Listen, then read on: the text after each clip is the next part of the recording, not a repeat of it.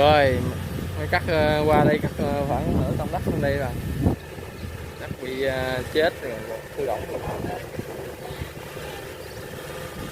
Ô xuống nước luôn kìa.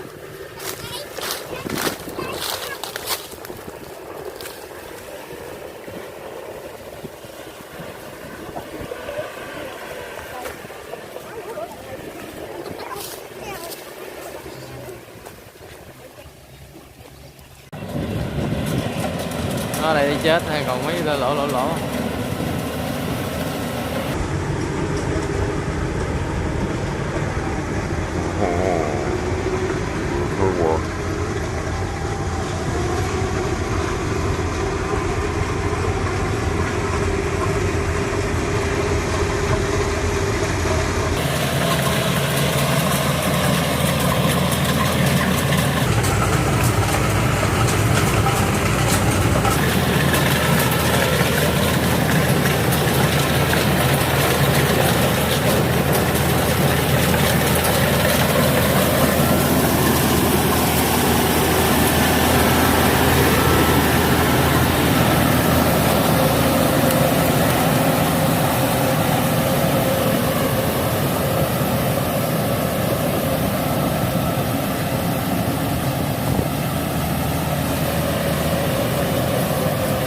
Chết trơn à, lúa chết trơn.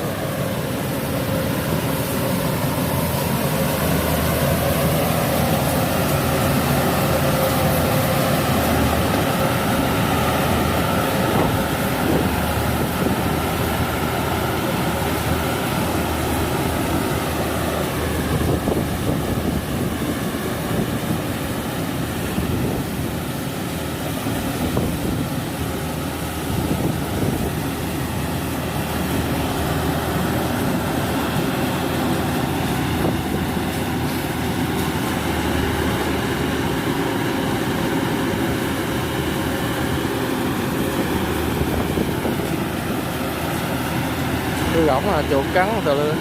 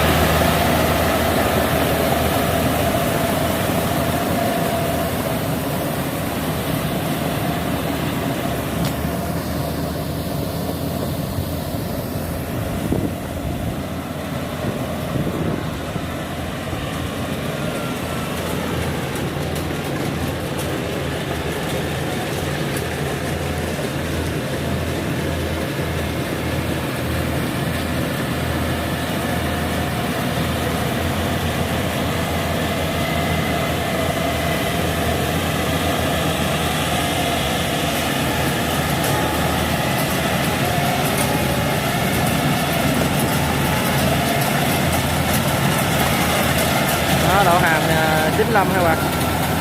Quá trời cái hầm.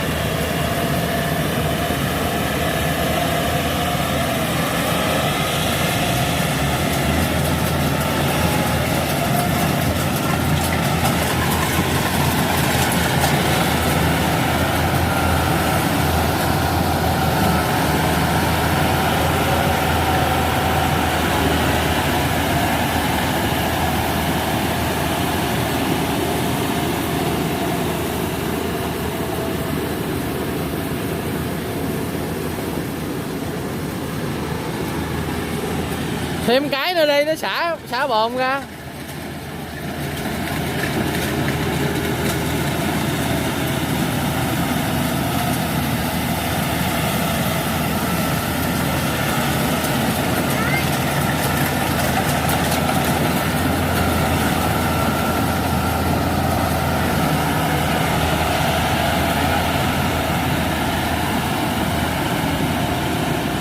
Rồi xong đó các bạn.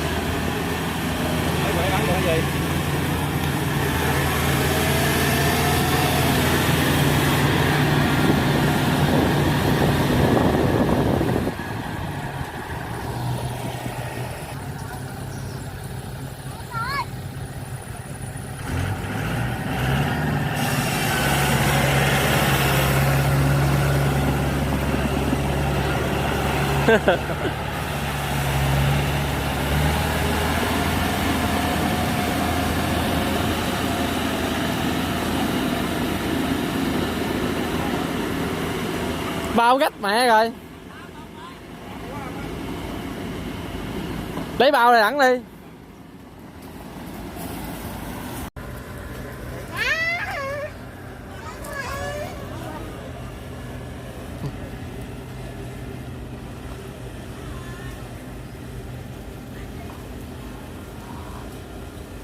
Tấm đụng.